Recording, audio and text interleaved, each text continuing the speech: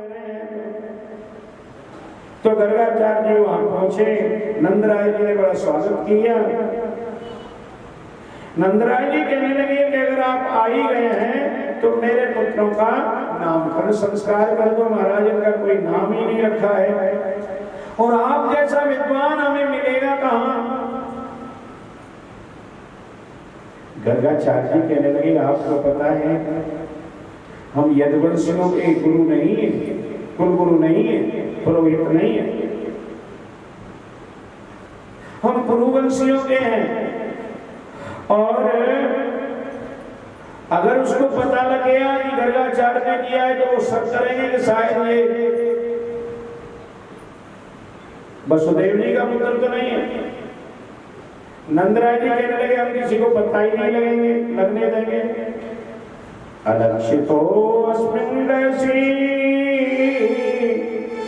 मामेकैरपि गौरिजी कुरुदजाति संकारं स्वस्तिवाचन पूर्वकम्। किसी को पता नहीं लगेगा। गौशाला में चलते हैं, वहां स्वस्ति वाचन करके चुपचाप आप जो है और ये कर लेंगे। उन्होंने कहा ठीक है, चलो आप मानते हैं तो कर देते हैं। अब नंदराय जी ने जाकर के नंदरानी को सुनाया।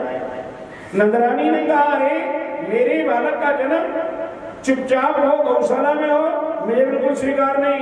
मैं तो उसको भी बुलाऊंगी, उसको भी बुलाऊंगी, फलानी को बुलाऊंगी, टिकानी को बुलाऊंगी। नंदराय जी कहने लगे, करुणा चल रहा है, किसी को ना बुला, चुपचाप कर लेते हैं, गौशाला में कर लेते हैं। नंदरानी के भी समझ में आ गया, चलो ठीक है। नंदरानी ने रोहिणी से कहा, रोहिणी बहन, कोई कहते बड़ा पंडित आया है, गर्गाचार्य नाम भी नहीं आता हमको तो इतना लंबा, और कहते हैं कि वो बड़ा ज्ञानी है।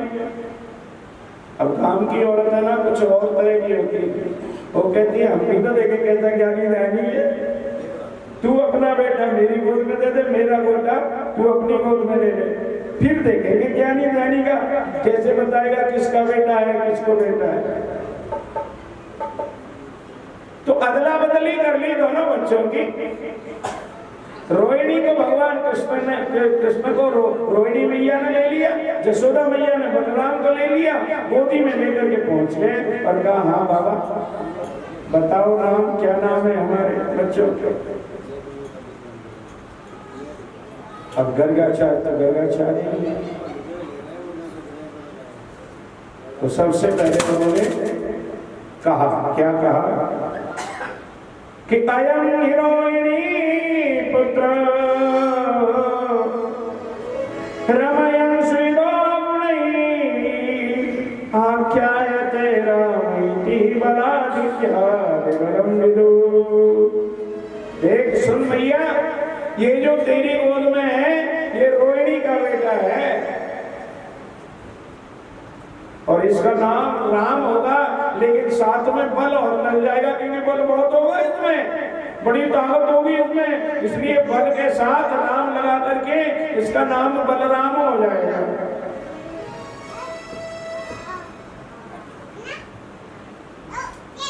यशोदा मैया कहती है, रोहिणी में पंडित तो वास्तव में पहुंचा हुआ है,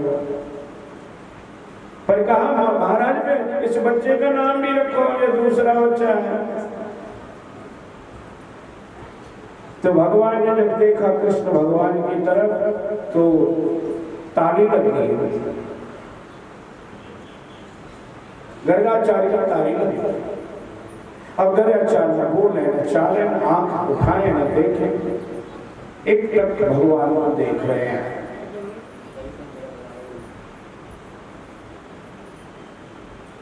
जिस प्रकार से महाराज निमि ने परमेश्वर के दर्शन किए बिना पलक जल पे, ऐसे दर्शन कर रहे हैं। अब बहुत देर हो गई, घंटा हो गया बैठे बैठे। यशोदा मैया कहने लगी, रोहिणी बहन बाबा का तो ना हाथ हिल रहा है, ना पैर हिल रहा है, ना आंख की पुतली हिल रही है, देखियो क्या हो गया। रोहिणी कहने लगी मुझे तो ऐसा लगता है श्वास भी नहीं चल रही है। यशोदा कहने लगी अरे बाबा ने पधारना ही था तो मेरी देर ही कोई कलंक लगाना था, कहीं और पधारना था। अब मैया यशोदा ने झंझोड़ा बाबा बाबा ओ बाबा, तो उनकी आंखें खुल गई और कहते हैं सुनो, ये तेरा जो बच्चा है और जो रोहिणी की गोद में है इसके नाम और सुनो। बहूनि सन्ति नामानि रूपाणि च श्रुतस्य च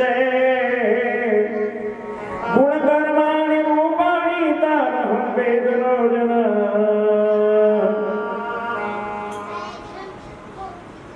इनके नाम नेक अनुपा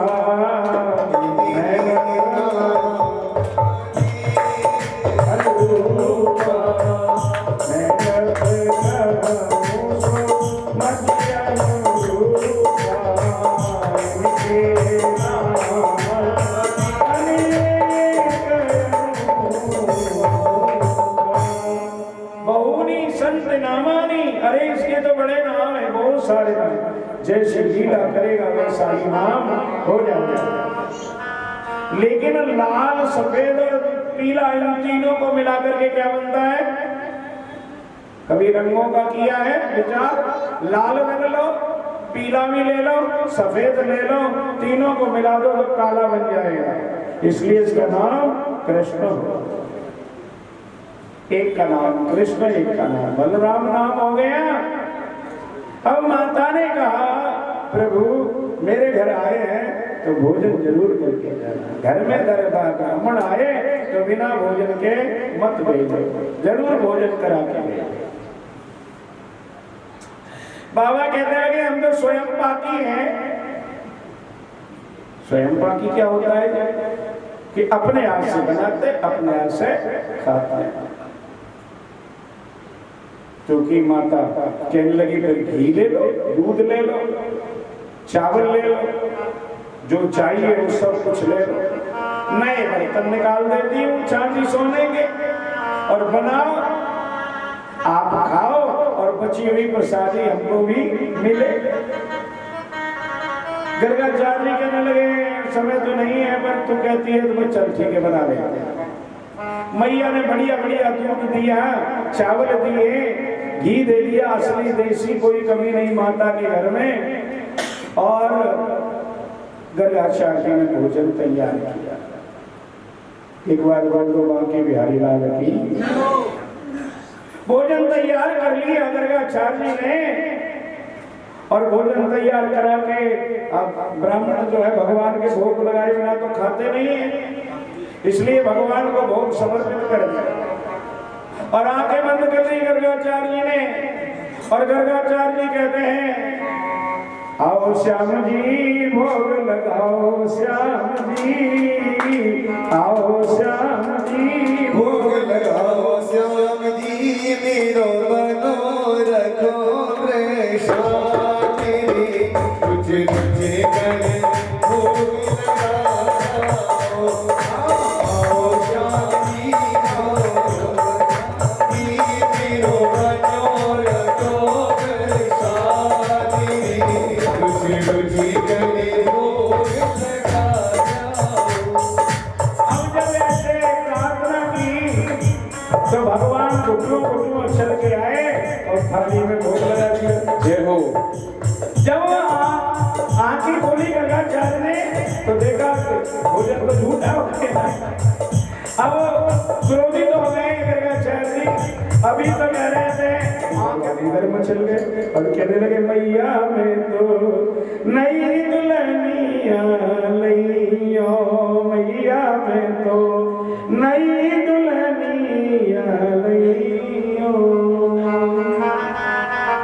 अरे नई दुल्हनिया कहाँ से आए कि मुझे तो चाहिए नई दुल्हनिया, कहीं से लागे थे कि नहीं लाऊं दुल्हनिया तो क्या करेगा कि जइयो लोटे धरने पर वही, जइयो लोटी धरणी पर अवई तेरी गोद नहीं ओ मैया में तो नई दुल्हनिया नहीं और मैया में तो नई दुल्हनिया नहीं। मैया कहने लगी दाढ़ी के काला तो पहले ही है, अब रेता में लौटेगा तो और काला हो जाएगा, हमारे क्या करेगा। आगे भगवान कहने लगे चल ठीक है नहीं मानती तो नहीं बोली जा तो लेके छोड़ूंगा, कि नहीं दे तो क्या करेगा। कि हरियो पूत नंद बाबा को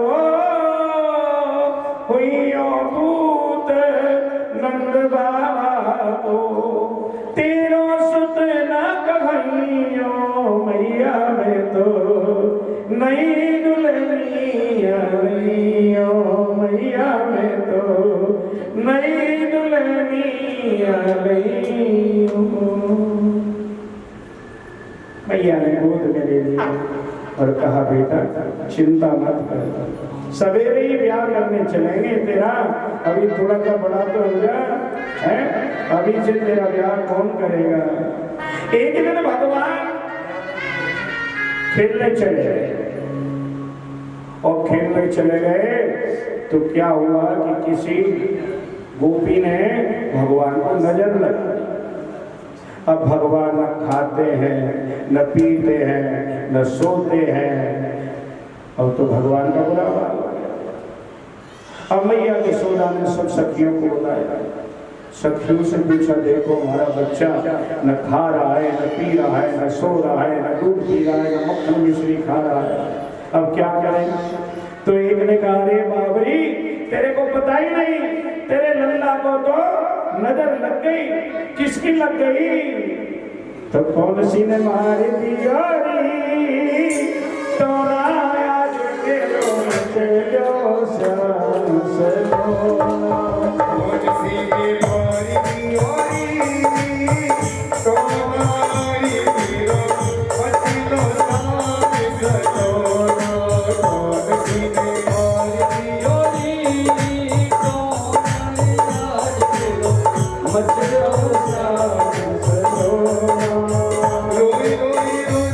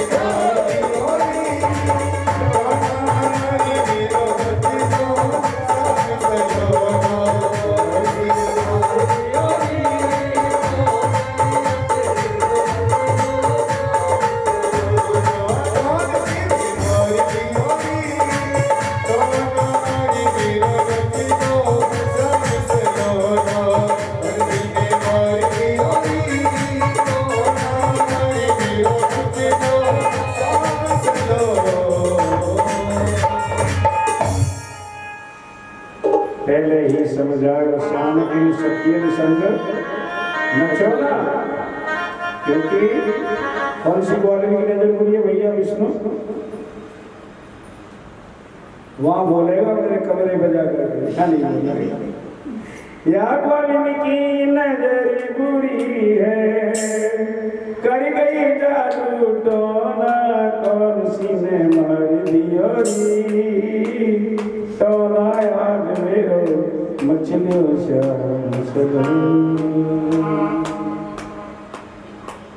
गोपियों ने समझाया इसके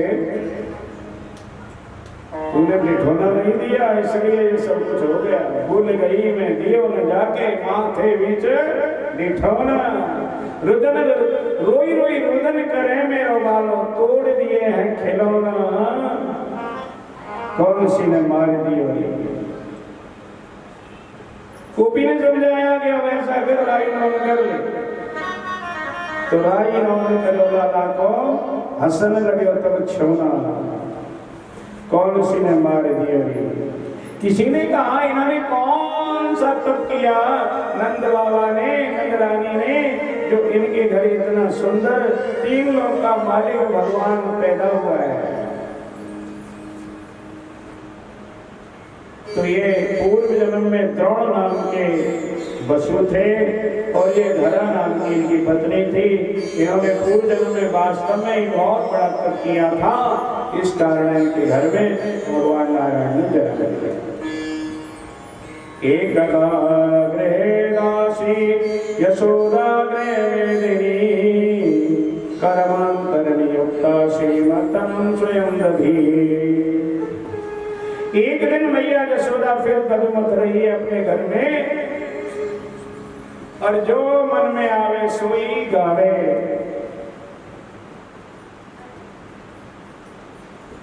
क्या भाग्य है यशोदा मैया के, 3 लोक के मालिक जिसके घर में खेल रहे हैं, 3 लोक के मालिक जिसके पुत्र हैं, 3 लोक के मालिक जिसके हाथ से खाते हैं, कितने बड़े भाग्य हैं। तो मैया दधी मच रही है, दधी मंथन की आवाज सुनी, भगवान उठे और ऊँघते हुए पर भगवान के मैया के पास आए। मैया से कहा, मैया बड़ी मैया कहने लगी मक्खन निकालूं फिर खिलाऊंगी कि नहीं, मुझे अभी खाना। तो ला जब तक तू दूध पी गई, लेकर के आंचल दूध पिलाने लगे। भगवान दूध पीते पीते मैया से बोले, मैया ओ मैया। मैया कहने लगी, हाँ बोल बेटा, कि तुझे दूध प्यारो है कि तुझे पूत प्यारो है, सही सही बताइए। मैया ने कही, अरे पागल, मुझे दूध प्यारा है, दूध थोड़ा ही प्यारा है। आप बताओ, आपको दूध प्यारा है कि पूत प्यारा है? हाँ जी, पूत प्यारा है ना, लेकिन अभी पता लगता है पूत प्यारा है कि दूध प्यारा है। अब भगवान दूध पी रहे हैं और भगवान के लिए स्पेशल गंगी गाय का दूध रोजाना गर्म होता है अंगीठी में।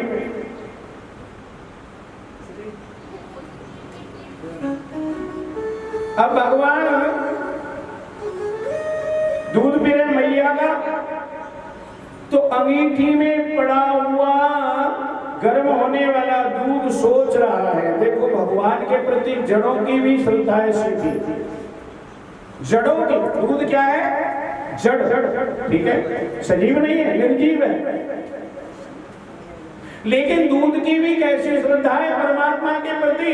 दूध ने देखा कि भगवान का पेट तो मैया के स्तन से भर जाएगा, अब मेरा क्या है, इससे तो बढ़िया है मैं आग में ही जल जाऊं, इसलिए दूध निकला। अब मैया ने देखा कि अल्लाह का जो दूध था वो निकल रहा है अंगीठी में। अब दूध उफल रहा है, भगवान दूध पी रहे हैं। मैया ने उठाया और जमीन पे रखा और जा करके दूध को बचाया। भगवान ने कहा खुल गई पोल, अभी तो तू कह रही थी कि दूध प्यारा, पूत प्यारा है, दूध नहीं प्यारा, और अब तू देख ले मेरे को जमीन पर रख दिया और तूने दूध जाके संभाला। अब तो भगवान को आई गुस्सा और एक उठाया लोड़ा। लोड़ा समझते हो, चटनी पीसने वाला लोड़ा। वो लोड़ा उठाया और जाके धड़ाम इस सिल में, धड़ाम उस सिल में, धड़ाम उस घड़ा में, धड़ाम उस गोर में, धड़ाम उस गोर में, सारी गोर फोड़ दी जितने दूध दही मक्खन भरा हुआ, एक एक कर सारे आंगन में दूध की कीच हो गई, दही की कीच हो गई, मक्खन की कीच हो गई। मैया को बड़ा गुस्सा आया, तूने तारी के मेरी ददिया सास के हाथों की जो गोर थी, जो मटके थे, वो तूने फोड़ दिए दादी सास के हाथ की, अब तुझे मैं नहीं छोड़। मैया ने रस्सा ले लिया और कहा दादी के तुझको मैं बांधूंगी। अब भगवान को मैया बांधने लगी, लेकिन होता क्या कि भगवान को बांधना क्या सोता था। बांधने लगे तो जो बांधती है रस्सी इतनी छोटी हो गई, फिर रस्सी जोड़ती है, फिर छोटी पड़ जाती है, फिर जोड़ती है, फिर छोटी पड़ जाती है, गांठ लगाती है। किसी ने कहा मैया इस रस्सी से नहीं बनेगी, तो किस रस्सी से बनेगी? प्रेम की रस्सी से बनेगी। भगवान प्रेम की रस्सी से बने। प्रेम का भूखा हूं मैं, बस प्रेम ही बस सार है,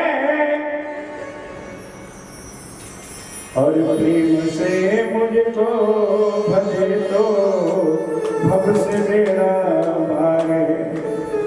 बांध लेते भक्त मुझको प्रेम की जंजीर में, इसलिए इस धरा पर होता मेरा अवतार है, होता मेरा अवतार है। तो प्रेम की रस्सी है तो माने जाएंगे, नहीं तो नहीं। प्रेम की रस्सी कहां से आए? तो कहीं चलो बरसाने से मंगाओ। एक रस्सी बरसाने से मंगाई गई और भगवान ने उस रस्सी का मान किया, भगवान बन गए। ऊखल से बांध दिए भगवान को। अब बंदे खड़े हैं, भगवान कहते हैं अपराध तो किया ही नहीं, फिर अपराध का दंड भी भोगना ही पड़ेगा, इसलिए भगवान चुपचाप खड़े हैं। इधर अथाई पर बलराम जी ने देखा कि आज कन्हैया नहीं आया, तो बलराम जी हलधर जी आए वहां और देखा कि कन्हैया तो बंधा हुआ है। भगवान मैया से गिर रही, ओ मैया तूने क्यों बांध दिया कन्हैया को मेरे को? मैया कहने लगी तारी में चला जा, ताई बनी तेरे को भी बांध दूंगी। बलराम जी को बड़ा क्रोध आया, लेकिन फिर भी मैया से मिन्नत करते हुए कहते हैं, अरे मैया उखल तेरियो बांध श्याम ने कहा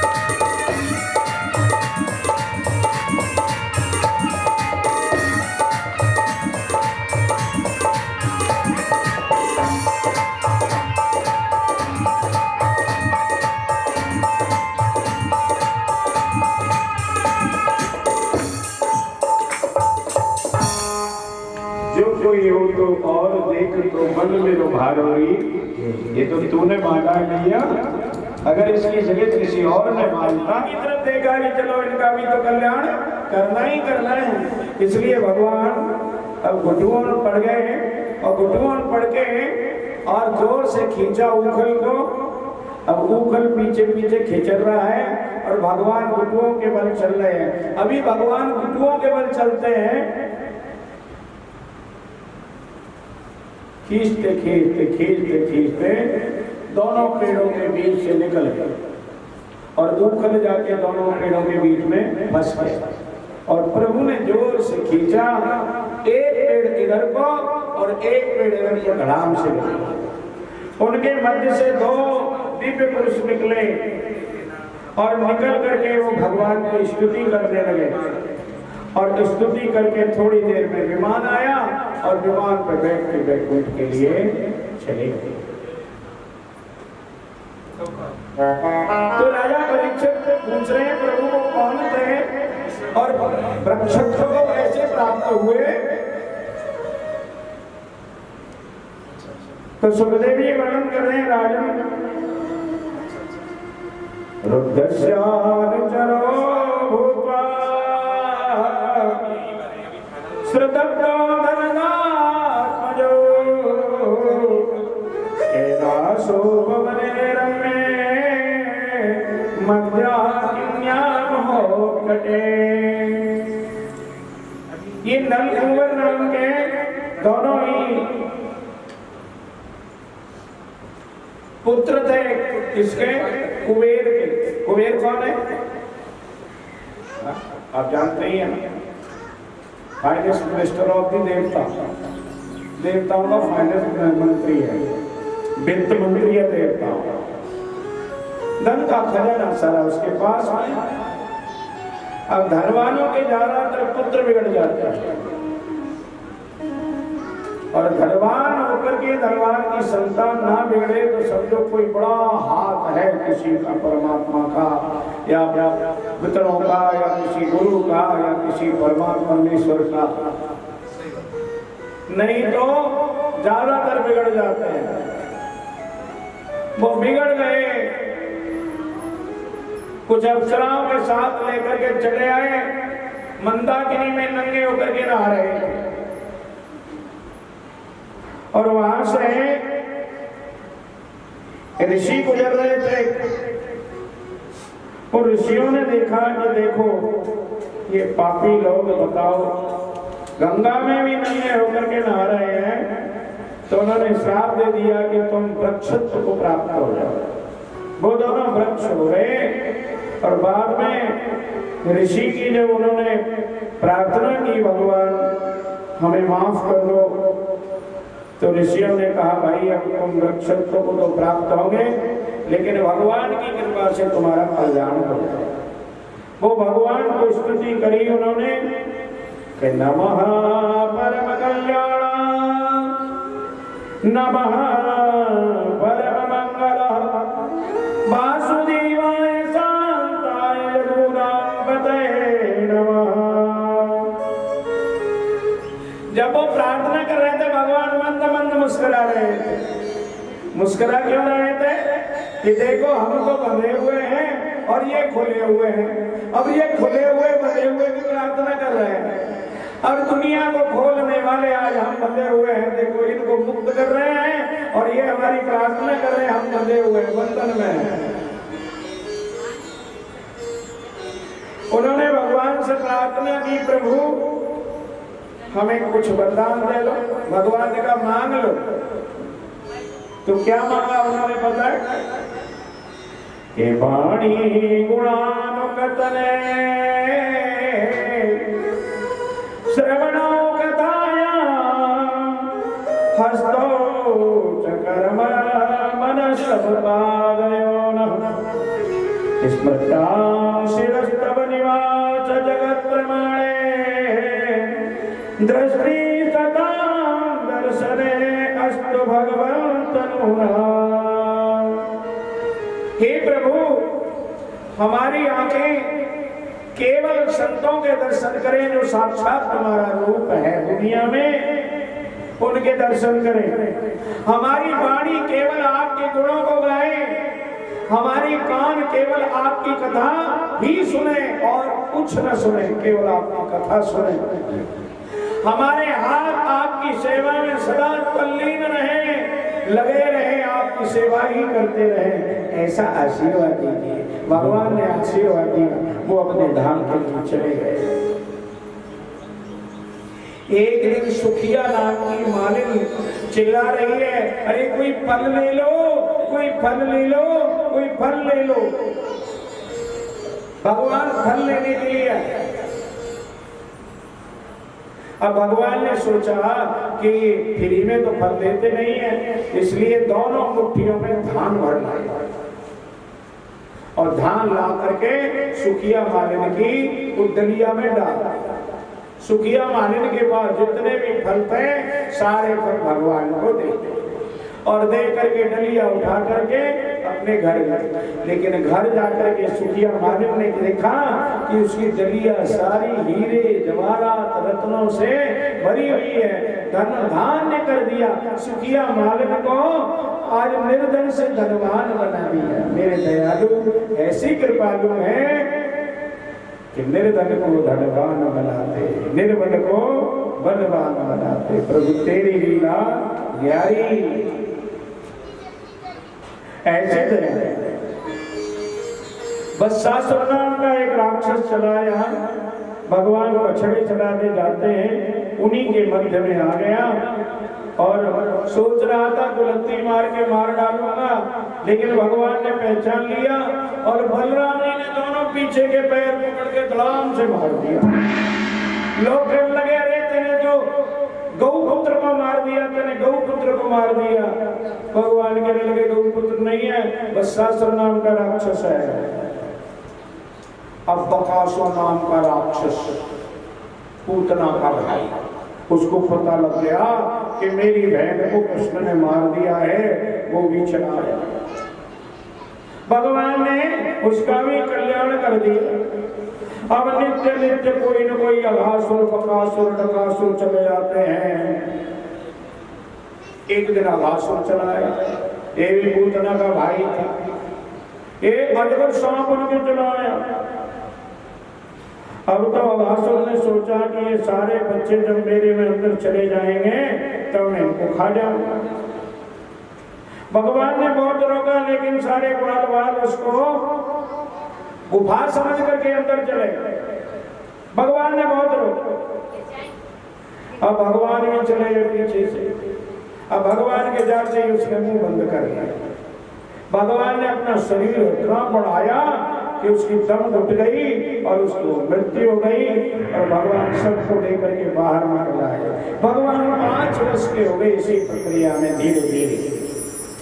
एक दिन भगवान अपनी अथाई पर बैठे। अथाई समझते हैं?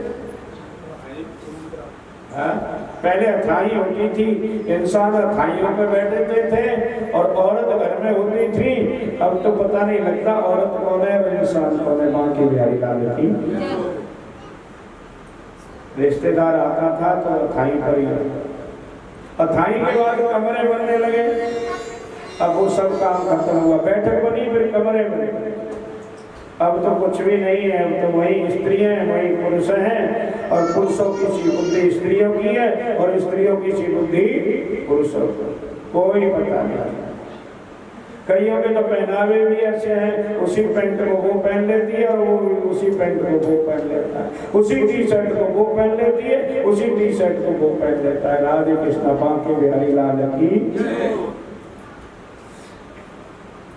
तो भगवान अथाई पर बैठे, एक गोपी आई, उसको गोबर की जरूरत थी। उसने जसोदा मैया से आज्ञा ली, मैया तुम्हारे 9 लाख गाय हैं, थोड़ा सा गोबर हम ले जाएंगे पर हिस्सी करने के लिए। मैया ने कहा जितना मर्जी ले जाए।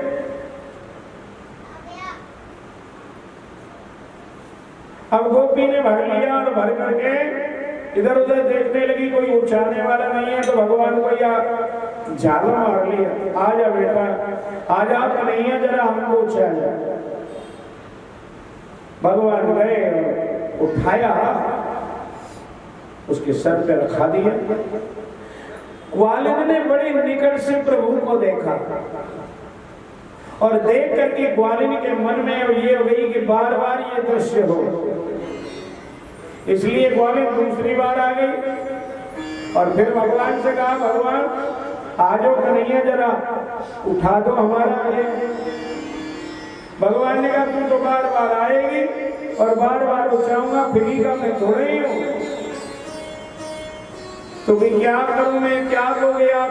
कहने वही माखन लेते हैं हम, तो माखन का लौदा एक दे देना, एक बार के उठाने का एक माखन का लौदा। ठीक है दे देंगे। तो कोई हिसाब किताब कैसे होगा, तो कई बार आएगी, जितने बार आऊंगी उतने बार ही तुम्हारे गाल पर मुंह पर गोबर का निशान लगा दूंगी। अब जितनी टिप्पी लगी हो उतना ही गिनती कर लेना, उतने हिसाब से मेरे से मक्खन के लौंदा घर से ले लेना। सौदा तय हो गए। अब ग्वालिन बार बार आए, पूछे और जाए और फिर आए, फिर पूछे और जाए, फिर गए। अब भगवान का तो यहाँ लग गई गोबर की टिप्पी, सारे गोबर गोबर गणेश बन गए। वहां की लाल की मैया आई और मैया ने देखा सारा मुंह गोबर से लिपड़ा हुआ है। अरे दारी के गोबर गणेश बना फिर रहा है, तेरे को क्या हो गया? घर ले गई, हाथ पकड़ के जबरदस्ती और लेकर के मुंह धुला दिया। भगवान कहने लगे, मैया मैया तूने ये क्या कर दिया? कि क्या कर दिया? मेरा तो सब हिसाब किताब ही खराब कर दिया। काहे का हिसाब किताब? अरे की ग्वालिन से मैंने इसी हिसाब से मक्खन के लौंदा ले लिया। तुझे इतनी 9 लाख गाय घर में है और तुझे बाहर का मक्खन अच्छा लगता है, क्यों? मैया ने बहुत धमकाया। एक दिन सारे ग्वाल वाल सब मन में विचार करने लगे, यहाँ रोज के उपद्रव होते हैं और इन उपद्रवों के बीच में कुछ न कुछ हानि होती रहती है। कभी पूतना आती है, कभी बकासुर, कभी अगासुर, कभी बस्सासुर, कभी कुछ। हमें ये स्थान छोड़ देना चाहिए। किसी ने कहा फिर जाएंगे कहाँ? कहने लगे चले जाएंगे वृंदावन चले जाएंगे। तो वृंदावन के लिए प्रस्थान करते हैं सभी छकड़ों में जो है भर के सामान अपना अपना वृंदावन के लिए प्रस्थान करते हैं। इरादे रोज बनते हैं, बनकर के बिगड़ जाते हैं, वृंदावन वही जाते हैं, उन्हें बाकी बिहारी बुलाते हैं। अच्छा ये भाई यहाँ से कौन कौन वृंदावन चलना चाहते हैं? तालियों की सेवा करते हुए मेरे साथ पंडित जी जाएंगे माइक वाले भैया। मेरा मन मचिए बोले उड़ी वृंदावन जाने राम गाओ, श्याम गाओ, राधे राधे गाओ, श्याम श्याम गाओ, राधे राधे गाओ, श्याम श्याम गाओ।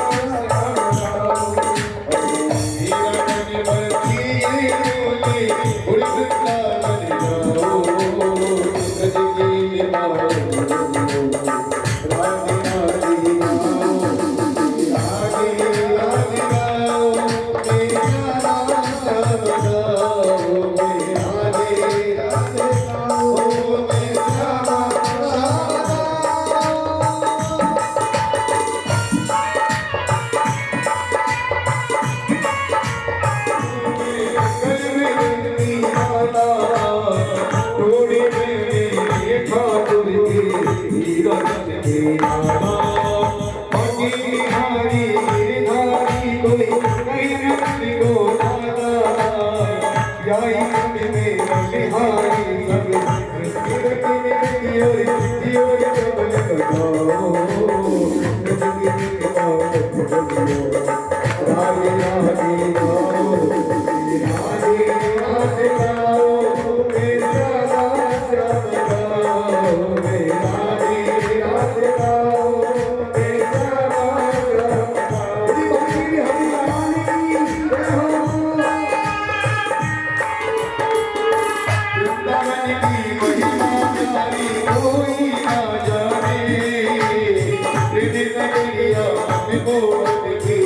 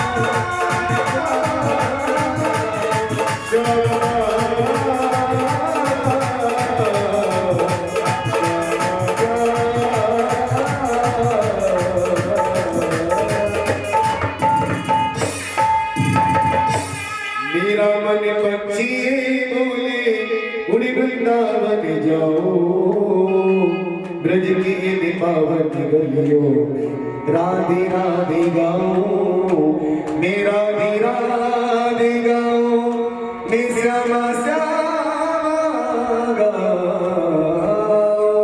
बोले बाकी बिहारी लाल की बोले ब्याजी महाराज की।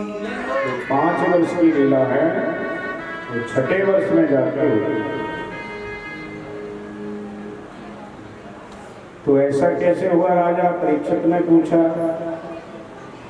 ब्रह्मं कालांतरकृतं तत्कालीनं कथं भवेत् यत् कौमारं हरिकृतं जगो पौगंडे अवर्कका। प्रभु 5 वर्ष के खेल जो थे वो 6वें वर्ष में कैसे हुए? कालांतर कैसे पड़ गया? कैसे चक्कर पड़ गया? वो समय कहाँ गया? 1 साल का। तो सुखदेव जी कह रहे हैं राजा परीक्षित आप बड़े धन्य हैं, गूढ़ से गूढ़ प्रश्न पूछते हो। राजा परीक्षित कह रहा है महाराज एक ब्राह्मण ने मुझे गर्भ में ही मार देना चाहा, ब्रह्मास्त्र के द्वारा। एक ब्राह्मण ने मुझे अंत में श्राप दे दिया 7 दिन में मरने का। तो मुझे ये तो पक्का पता है मैं 7 दिन से पहले नहीं मरूंगा। और आप ब्राह्मण ने मुझे जन्म से, मृत्यु से, भय से, सबसे मुक्त कर दिया। और वो ज्ञान का प्रकाश मेरे हृदय में आप कर रहे हो, जिससे सब संसार के भय समाप्त हो जाता है। मैं यद्यपि अपराधी हूं ब्राह्मण का, मैं श्रापित हूं ब्राह्मण के द्वारा, लेकिन फिर भी कितने ऋषि मुनि मेरे मध्य में बैठे हैं, मैं इन सबका ऋणी हूं, कर्जदार हूं। अब प्रभु आप वो कालांतर की कथा सुनाइए। तो सुखदेव जी कहते हैं, साधु भ्रष्ट महाभाग त्वया भागवतोत्तम यन्यूतन यदीयश शृण्वन्नपि कथामहो। बड़े भाग्यवान हैं आप, बड़े भाग्यशाली हैं, निरंतर भगवान की कथा का रसपान कर रहे हैं। सुनिए राजन, विचित्र कथा सुनाता हूं मैं। अब भगवान गाय और बछड़ा दोनों को ही साथ साथ चलाते हैं। सारे ग्वाल वाल ब्रज के भगवान के साथ ही हैं। एक दिन भगवान ने कहा कि सुनो ग्वाल वालों भैयाओ, सारे मिलकर के कल अपने अपने घर से छाप लेके आना। छाप क्या होता है? भोजन, भोजन छाप कहते हैं ब्रज की भाषा में, इसको छाप कहते हैं। और सब मिल बैठ करके सभी के घर का खाएंगे। सेना भवतु सेना वनतु सवीर्यम करवावहे तेजस्विनावधीतमस्तुमावं दिशा वेद मंत्र है। साथ साथ मिलके खाना, साथ साथ मिलके रहना, साथ साथ मिलके दुख सुख बांटना, कितना अच्छा होगा। लेकिन आजकल विपरीत हो गया। आजकल भाई भाई का नहीं रहा, मित्र मित्र का नहीं रहा, पिता पुत्र का, पुत्र पिता का नहीं रहा। और तो क्या बताऊं आपको, सबसे ज्यादा आत्मीय रिश्तेदारी जो होती है उनमें भी मुकदमाबाजी चलने लग जाती है।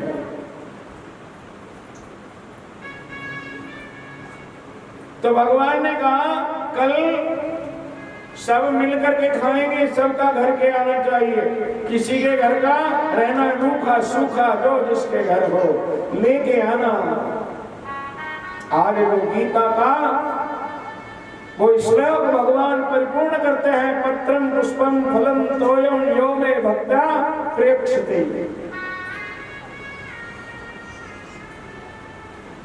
तो सब अपने घर से ले आए दूसरे। मधुमंगल ने अपनी मैया से कहा, मैया आज भगवान ने भोजन मंगाया है।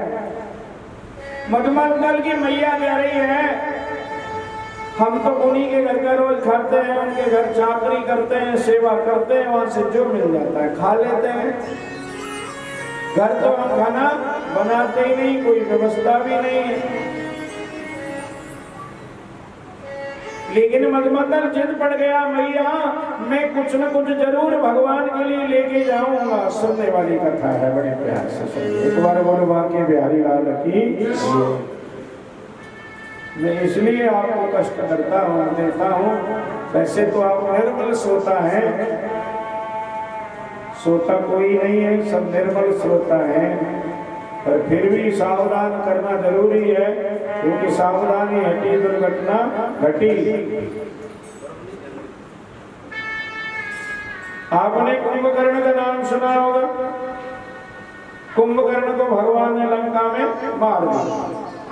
कुंभकर्ण की पत्नी का नाम था निंद्रा देवी। और निद्रा देवी चीखती चिल्लाती रोती हुई रामानंद में आ गई और कहा, राम जी कहाँ हैं आप, बुलाओ राम जी को। राम जी कहने लगे, हाँ देवी जी ये खड़ा हूं, हुक्म करो देवी। निद्रा देवी कहने लगी, अरे राम तुमने मेरे पति को मारा है, कल को तुम्हारी कथा हुआ करेगी तो तुम्हारे भक्तों की खोपड़ी पे आके मैं बैठ जाया करूंगी। निद्रा देवी कहते, भगवान कहने लगे, बच गए, मतलब कुछ भी कर सकते थे। भगवान कहने लगे, ठीक है तुम मेरे भक्तों के ऊपर आके बैठोगी, लेकिन मेरे जो व्यास हैं वो जो बोलेंगे बाके बिहारी लाल की जय, तो जाना ही पड़ेगा। इसलिए मैं पहले दिन कहा था मैं चौकीदार हूं और चौकी आपने दे दी है, इस पे बैठा हूं। अब जागाना आपका मेरा धर्म है कि जागते रहो जागते रहो जागते रहो, ये मेरा धर्म है। इसलिए आपको हर प्रकार से धर्म से, ज्ञान से, बुद्धि से, वैराग से जगाना मेरा धर्म है। इसलिए बार बार आपको तंग करता हूँ, आके बिहारी लाल की है, बोलते रहना, भूल मत। मधुमंगल कह रहा है, मैया कुछ न कुछ तो दे। मैया कहती है, कुछ भी नहीं है बेटा, क्या दे दूं तेरे लिए। मधुमंगल कहता है, पिछले जन्म में भगवान को नहीं दिया तो इस जन्म में दरिद्री हो गए हम। दान दिया अति भला है, दिया करो सबको। सुन रहे हो ना? दान दिया अति भला है, भैया दिया करो सबको, क्योंकि घर में धरा न पाइए जे कर दिया न हो।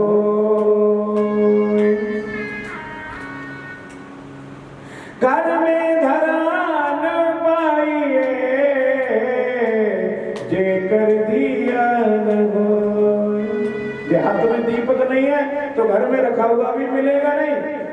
यूं नहीं, पर अर्थ तो इसका यूं है कि घर में धरा न पाइए, जे दशमांश नहीं निकाला है तो घर में रखा हुआ भी नसीब नहीं होगा। मुकदमाबाजी चल जाएगी, वकीलों के घर चला जाएगा, रोग लग जाएगा तो डॉक्टर के घर चला जाएगा, या कोई ऐब दोष लग जाएगा तो प्रमाद में चला जाएगा, बुरी कर्मों में चला जाएगा। और अगर दिया है तो फिर सुख से खाओ। एक और बात है कि याचको नैव याचते बोधयन्ते परस्परम्। कोई मांगने वाला तुम्हारे घर मांगने नहीं आता, वो तो तुमको जगाने के लिए आता है। क्यों जगाने के लिए आता है? वो कहता है कि याचको नैव याचन्ते बोधयन्ते परस्परम् दीयतां दीयतां दानं ना दीयते ईदृशीगता। ओ भैया तुम्हारे पास अगर है तो दान करते रहो, नहीं करोगे तो पहले जन्म में मैंने नहीं दिया इसलिए कटोरा लेके मांग रहा हूं, और अगर तुम भी नहीं दोगे तो मेरी तरह तुम भी कटोरा लेके मांगोगे। इसलिए याचको नैव याचन्ते। अरे मांगने वाला मांगने नहीं आता, हमें जगाने के लिए आता है। देते रहो, नहीं दोगे तो कटोरा लोगे, मेरी तरह तुम भी एक दिन भिखारी बन जाओगे, मांगोगे। आज विष्णु मंगल कह रहा है, मैया पहले जन्म में नहीं दिया, इस जन्म में दरिद्री हो गए, भिखारी हो गए। वही वो, इसलिए विलंब मंगल ने वो ले लिया, चल दिया घर से। इधर सब देख रहे हैं कि भोजन का समय आ गया, भोजन करिए। भगवान कहते हैं ठहर जाओ, विलंब मंगल नहीं आया। विलंब मंगल गरीब जरूर था लेकिन भगवान का प्यार बहुत, भगवान उससे बहुत स्नेह करते हैं, बहुत प्रेम करते हैं। अब पेड़ों चढ़ चढ़ के देख रहे हैं बिल्वमंगल आया नहीं आया। बिल्वमंगल चलता है, फिर छाछ की तरफ देखता है, फिर चलता है, फिर छाछ की तरफ देखता है। एक ग्वाल ऊंचे पेड़ पे चढ़ करके कह रहा है, प्रभु आ तो गया है, शहर से निकल आया है गांव से, लेकिन कभी खड़ा हो जाता है, कभी चलने लग जाता है। बिल्वमंगल और चलता है, फिर खड़ा हो जाता है, छाछ की तरफ देखता है। हे भगवान, दुनिया तो माखन मिश्री 56 भोग का लगाते हैं और मैं खट्टी छाछ भगवान को पिलाऊंगा, जो दूंगा वही तो अगले जन्म में मिलेगा। नहीं भगवान नहीं, ये मैं तुमको खट्टी छाछ नहीं पिलाऊंगा, ये तो मैं ही पी लेता हूं। ग्वाल कहने लगे, देखो बाबा दादा वो तो जो लाया था वो खुद ही खाने लग गया। अब बढ़ते हैं, दौड़ते हैं, भगवान तेजी से दौड़ते हैं और वो गड़बी को लेके जो चुर्र चुर्र पी रहा है, इतने में भगवान वहां पहुंच जाते हैं और बिल्वमंगल सराय ढकार जाता है गड़बी खट्टी छाछ की। यहाँ से एक बूंद गिर रही थी, एक बूंद यहाँ से गिर रही थी, भगवान ने वही चाट ली। पहले जन्म में कुछ नहीं दिया, इस जन्म में कुछ नहीं मिला, अब मैंने मौका दिया तो तू उसको भी खाने लगा। इसलिए भगवान ने एक बूंद इधर वाली, एक बूंद इधर वाली, दोनों ही बूंद चाट ली भगवान।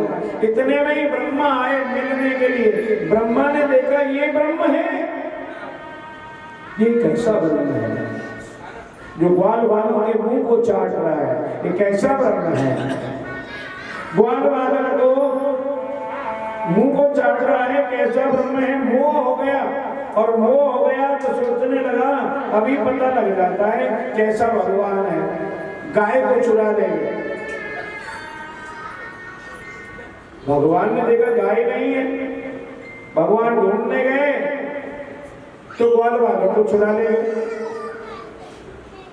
लौट के आए तो बछड़े भी चुरा ले गया। भगवान अकेले रहे, न ग्वाल वाल, न गाय, न बछड़े, तीनों चीजें ब्रह्मा चुरा कर ले जाकर के ब्रह्मलोक में कोई छुपा करके रख लिया। भगवान ने देखा इतनी जल्दी गाय ग्वाल वाल सबको चुराने वाला कौन है, तो ध्यान दिया तो मन में आया जो मेरी नाभि से कमल कमल से निकला ब्रह्मा, वही आज मेरे को माया कर रहा है। चल कोई नहीं बेटा, आजा, फिर हमारी तेरी ठहरेगी। भगवान गाय ढूंढने नहीं गए, बछड़े ढूंढने नहीं गए, ग्वाल वाल ढूंढने नहीं गए। उन्होंने वैसे ही गाय बनाई, वैसे ही बछड़े बनाए, वैसे ही ग्वाल वाल बनाए, तीनों बना ली। उस दिन भगवान बलराम जी गाय चराने नहीं आए थे। आहा, इस लीला को करते करते भगवान को देर ज्यादा हो गई। बलराम जी ने सोचा आज लेट क्यों हो गए, पता नहीं क्या बात हो गई, मैं आज गया नहीं था। बलराम जी गांव से बाहर आकर खड़े हो गए। अब जब धूल उड़ी तो समझ लिया क्या भगवान आ रहे हैं, गाय आ रही है, बछड़े आ रहे हैं। अब ग्वाल वालों के को देखते हैं बलराम जी तो कन्हैया नजर आता है, गायों को देखते हैं तो कन्हैया नजर आता है, बछड़ों को देखते हैं तो कन्हैया नजर आता है, सौ में वही बैठा है। बलराम जी कहने लगे ये क्या तमाशा बना के लाया है तू आज। भगवान कहने लगे चुप रहना, बिल्कुल चुप रहे, ये भेद यही रहने देना, मैं जानू या तुम जाने, तीसरा कोई नहीं जाने। ये सब ब्रह्मा की करतूत है, बाद में बताऊंगा। तो 1 साल तक वही बछड़े, वही गाय, वही ग्वाल वाला, किसी को पता नहीं लगा, घर वालों को पता नहीं लगा कि ये नकली बच्चे हैं या हमारे रियल बच्चे हैं।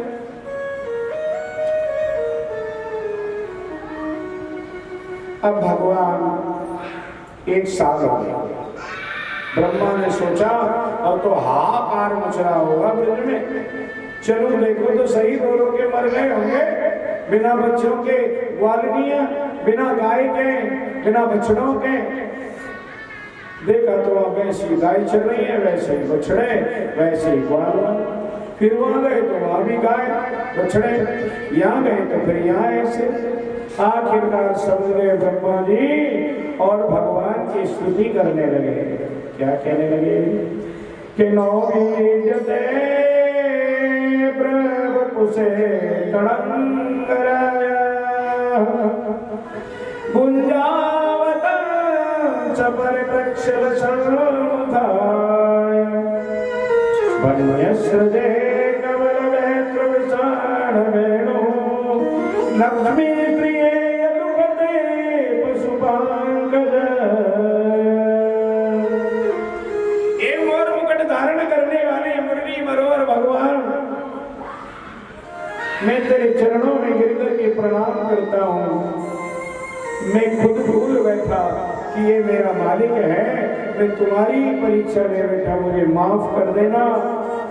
प्रार्थना करके 3 परिक्रमा दे के, भगवान की 4 परिक्रमा होती हैं लेकिन 3 ही परिक्रमा दे करके ब्रह्मा जी वहां से भाग गए और ला करके ग्वाल वालों को भेंट कर दिया।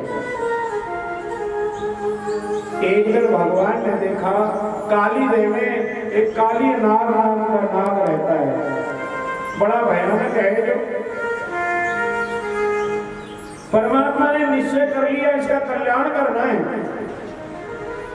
तो एक दिन भगवान गाय चराने नहीं गए, मधुमंगल को भी रोक लिया, एक तो और ग्वाल वालों को रोक करके कहा चलो आज गेंद खेलेंगे।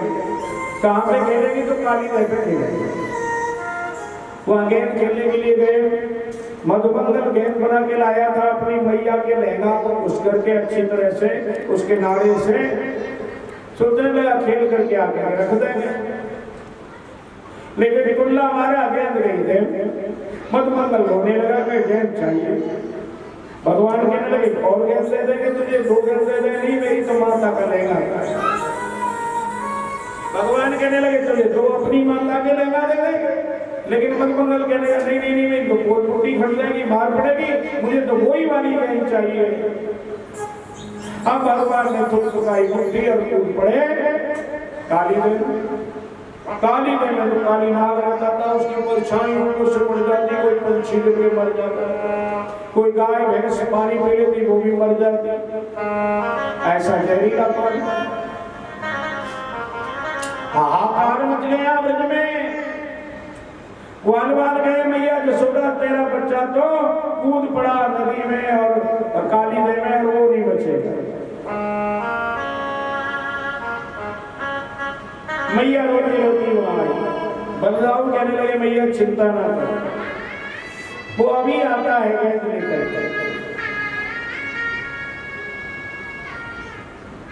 उसमें केसू के फूल भी थे। तो कुछ दिन पहले स्नेहा भेजा था कंस ने नंद राय जी को, मुझे केसू के फूल चाहिए। वो केसू के फूल भी तुड़वा के लाए और भगवान ने काली नाग को नाथ दिया। नाथ करके भगवान बाहर निकले। सारे ब्रज में जय जयकार हो गई। कंस के लिए केसू के फूल भेज दिए, मानो चुनौती भेज दी हो। काली नाग से भगवान ने कहा अब तू ब्रज छोड़ दे। वो कहता है महाराज छोड़ तो दूं, लेकिन जाऊं कहां? तुम्हारा जो वाहन है गरुड़ वो मुझे खा जाएगा।